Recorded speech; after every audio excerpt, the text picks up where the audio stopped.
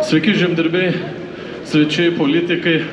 Na ką, nepraėjo nei 1,5 metai, valdžia pasikeitė, bet bėdos tos pačios, tik tos bėdos dar stipriau stumiamos.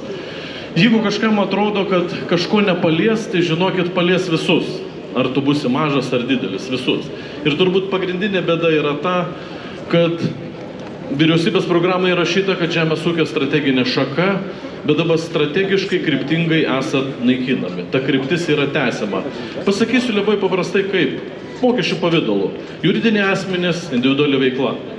Juridiniam asmenim dabar atnešta pelno mokesčių lengvatų už 200 milijonų, tai pasinaudoja momentiniu nusidėvėjimo ir investavimo pelno lengvata, mokesčių galės mokėti lygiai nulį. Absoliučiai nieko. Ūkininkai tuo tarpu nuo savo investuoja pelno turės susimokėti ir sodras, ir visus kitus mokesčius. Eikime toliau. Yra tokia stebuklinga sąskaita, spekulianto, jį vadinama, investicinė gal taip. Tai visą pelną, ką tu uždirbi, nereikia mokėti mokesčių. Ar 100 000 ar milijonas nereikia. Ar ūkininkai turi tokią teisę? Neturi. Eikime kuro mokesčiai. Turbūt dar ne visi žinot, kad nuo naujų metų jums akcizai, ten, kaip sakant, tos dedamosios CO2 ir visos kitos, nuo naujų metų žaliam kurui didės 30%. Dar viena dovanėlė yra padaryta. Tuo tarpu yra tokios stebuklingos dujos gamtinės, jom nėra nei akcizo, nei CO2, nei kitų mokesčių. Nėra, nulį. Ir jums aiškina, kad jūs turit kažką išskirtinio. Jūs neturit nieko išskirtinio. Ir jeigu dabar netgi žiūrim per pinigus, kaip su pinigais valstybėje. Vakar biudžeto komitete valstybės kontrolė pristatė ataskaitą. 700 milijonų išleista neaišku kur. Nėra dokumentų, kur išleisti tie pinigai. Virš 200 milijonų Europos lėšų išleista ne pagal paskirtį. Teks juos gražinti. Pavyzdys, milijardas. Milijardas neaišku, kur išleistas. Tada uždaviau valstybės kontroliai klausimą. Lietuvos valstybėje labai daug milijardų nenaudojimų pinigų. Pavyzdžiui, žinot, kad Iltė yra virš 2 milijardų nenaudojimų pinigų. Guli, nenaudojami. Europinių pinigų 2 milijardai nenaudojami. Tai galime suskaičiuoti iki 6 milijardų. Valstybės kontrolė atsakė labai aiškiai, nes jį kontroliuoja, kaip leidžiami pinigai. Sako, politikai neturi sugebėjimų ir gabumų, nežino minčių, kur išleisti pinigus. Tiksliau, neturi fantazijų. Neturi fantazijos, kur išleisti pinigus. Bet dabar žiūrėkit, kaip jūs naikina. Vakarykštė žinia iš vieno ūkininko. Ūkininkas nuėjo užstatyti savo sandėlį bankui. Išsėmė registro pažymą, o ten prirašytas vienas žodis pagal ministro įsakymą. Ne sandėlys, o komercinis sandėlys. Ir gauna už savaitės laišką iš mokesčių inspekcijos susimokėti nekilnojamo turto mokestį. Atgalinė data. Tai esmė, jūsų sandėlys buvo 35 metus toks pat. Tik vieną žodį dadėjus atsirado mokestis. Ką daro Iltė su ūkininkais? Skolinimą ūkininkams sumažino 5 kartus. Buvo 125 milijonai per metus, dabar liko 25. Ką daro Iltė su ūkininkais, kurie patyrė gamtos stichiją, kurie paprašė atidėti įmoką? Iltė, žinot, ką pasakė? Aš dabar susirašinėjau su Iltės vadovu. Nutraukiam sutartį, grąžink visą paskolą. Arba tiesiai į antstolius. Kai tuo tarpu visi kiti bankai sutiko atidėti tas įmokos žmogui, ūkininkai. Turbūt ne vienas esate tai papuolę. Ir juokingiausia yra tai, kad Iltė tuos pinigus, kuriuos turėtų duoti žemdirbiam, kitiem verslam, investuoja į Vengriją, Rumuniją, Bulgariją už 1% palūkanų. Į Palucką investuoja. Na ir taip, Palucką taip pat investuoja. Ir jūs paraiškų lauksit labai ilgai. Tai yra visas paketas tyčinių veiksmų, kaip sunaikinti žemdirbius. Ir tai palies jūs kiekvieną. Kas atsitiks, kai Iltė jums paskolą nutrauks, lieps gražinti viską, pasidals antstoliai. Tai visa ta eiga yra daroma toliau. Visi dėjome viltis į naują vyriausybę, į naują valdžią, į naują valdančią daugumą, kad kažkas pasikeis. Vakar biudžeto komiteto posėdis.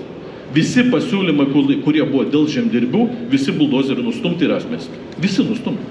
Nei vieno, nei kaimo reikalų, nei kitų nepritarė niekam. Viskas buvo nustumta. Tada bandė gelbėjimo valtį duoti ūkininkų įstatymą keičiant. Ūkininkų įstatymas numestas į rudenį. Galėjo dabar viską sutvarkyti. Tai tas tyčinis veiksmas teisimas toliau. Ir atsiminkit vieną dalyką. Valdžia jums ant galvos užlips tiek, kiek jūs patys leisit. Nekovosit, tada ateis pas jūs antstoliai, bankai ir dideli mokesčiai. Pabandykit mokesčių nesusimokėti.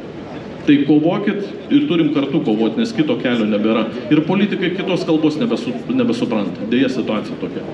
O aš noriu paklausti, ar mes leisim valdžiai užlipti mum ant galvos? Ar leisim? Ne.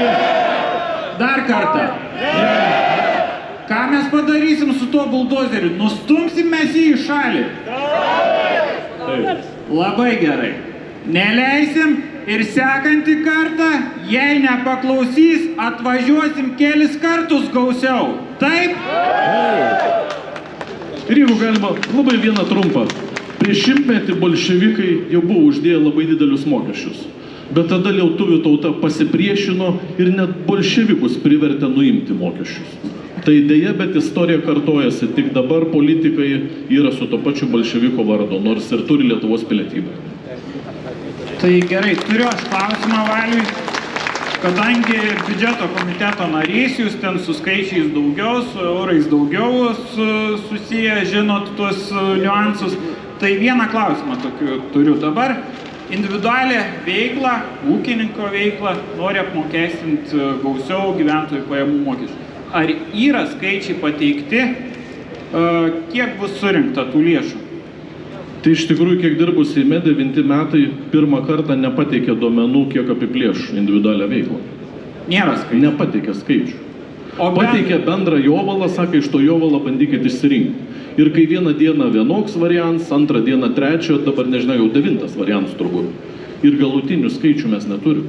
Nes politikai dabar balsuoja, nematydami skaičių. Jie tik turi mokestinį jovalą, kur va toks išvirtas ir sako, ką nors susirasti. Tai va, taip mes taip balsuojam. Ir žinot vakar, kas dar viena įdomiausia detalė. Pagal Lietuvos įstatymus vyriausybė, politikai turi kasmetinės ataskaitas teikti, kur panaudoti valstybės pinigai. Tokia yra pažangumo ataskaita. Tai ši vyriausybė, žinot, ką pasakė valstybės kontroliai? Mes kas metus neteiksim, kur panaudoti pinigai, pateiksim po 4 metų. Taip pat po 4 metų sužinosim, kur išleisti mūsų pinigai. Patogu. Tai, o bent procentinė dalim, kur bus paskirstyta, kiek surinks, irgi nėra. Ne, nu tai labai yra gudriu. Vienur parašyta gynyba, kitur parašyta biudžetas, kitur parašyta dar kažkas. Nes aš klausiu, nes mes, kaip suprantam, rinkom gynybai visas tas lėšas. Iš žinių reportažo supratom, kad didžioji dalis keliaus išmokom, pašalpom.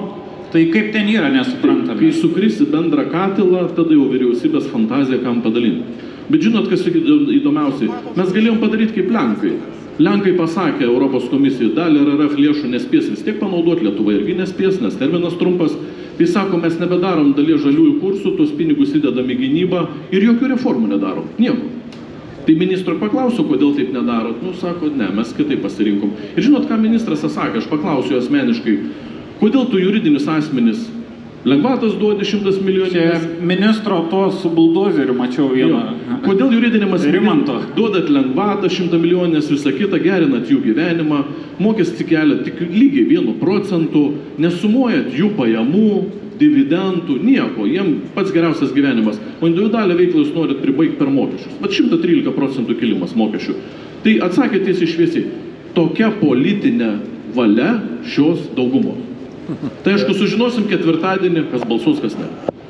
Valiau, dabar žiūrėk, mes tokie žmonės paprasti, kaip saka, mokam paklausti, čia visiems labai gerai buvo čia visų ausiai apie tai, koks tas mūsų premjeras ir kaip čia jie nesusiskaičiuos tų mokesčių, kas yra iš tikrųjų teisybė, bet visuomenė jūs mato visur ir net prieštaringai vertinamuose portaluose. Tuo galimai jūs gerinate savo, kaip Zigmas sakė, imidžą, kitaip reitingus.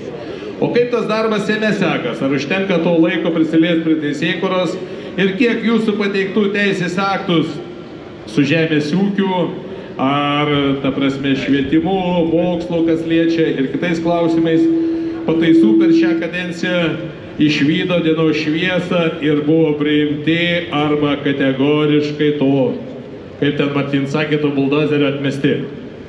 Na, va, pats geriausias pavyzdys, vakarykštis pasiūlymas. Kadangi juridiniam asmenim ir kitiem nebus pajamų sumuojamas, o visiems kitiem bus sumuojamas, tai pateikiau pasiūlymą, kad nors vienkartiniai pardavimai per metus, nesvarbu, ką jūs padursit, kokį turtą, ar paveldėtą turtą, ar kitą, kad jie nebūtų sumuojami ir būtų tas 15% mokestis. Tai vakar jis komitete puikiai buldozeriu buvo nustumtas. Ir iš tikrųjų daugelis pasiūlymų, kuriuos registruojam, būna to pačiu buldozeriu nustumtas. Ir žinot, netgi kas juokingiausiai, Praeitą kadenciją užregistravau, kad dalis Lietuvos banko pelno mokesčio būtų nueitų į gynybos biudžetą. Mano atmetė, sakė, kad negalima, o visai nesenai tokiu pat prezidento pasiūlymu, koks buvo mano, priėmė, sakė, viskas gerai. Tai va, gynybai plus 100 milijonų. Tai va, politikų sprendimas toks būna dažnai. Nesvarbu, ką pateikė, o svarbu, kas pateikė. Tai aš dar klausimą turiu dabar. Šiaip, kalbant apie mokesčius, su kuo susidūriau, tai ūkininkai nenujaučia, kada tie mokesčiai juos užguls. Kiti galbūt galvoja, ai, čia praslinko šie metai, sumokėjau kažkokią ten įmoką už gyventojų pajamų mokestį, sodras, taip toliau. Ir nenujaučia, kada visos tos reformos pasiekmes užguls. Tai galbūt apie laiką, kad žmonės suprastų, jog čia ne tiek ilgai laukti. Tai iš tikrųjų viskas įsigalios 26 metais, o visą smūgį pajuksit 27, kai eisit deklaruoti pajamų. Va tada pareis visas pagrindinis smūgis, ne tik drastiškai pakelimai mokesčių, bet jūsų pajamų visas susumavimas. Jums viską, ar jūs atlyginimą gaunat, ar individualią veiklą užsiemat, ar kažką pardavėt, viskas sueis į krūvą. Ir tada jūs gausit patį didžiausią smūgį. Jūs va tą supraskit, kas atsitiks. Ir tada jau bus per vėlų priešintis kažką daryti, nes tas smūgis ateis tada. Ir aš tik noriu vieną dalyką pasakyti. Juridinis asmuo 300 000 yra smulkusis verslas. Smulkusis, mažas, remtinas ir maži mokesčiai. Individuali veikla 30 000 yra baisinis verslas ir labai stambus ir labai turtingas ir galintis susimokėti labai daug. Tai va toks yra teisingumas dabar. Ir politikai tą teisingumą toliau stumia, kaip sakant, lygus ir lygesni. Tai klausimai šiam momentui išseko, kaip sakant, Valiui. Martynai, gal kas iš mūsų auditorijos turi? Iš auditorijos klausimų? turim Nes Pranckiečiui buvo klausimų. Tokią opciją turim, gal klausimų kas turi, prieikit prie scenos, užklausit tiesiai, tiesiogiai. Tai turbūt nelabai rankų nematau. Tai ačiū tada Valiui ir Rasa toliau savo dalį pristatys.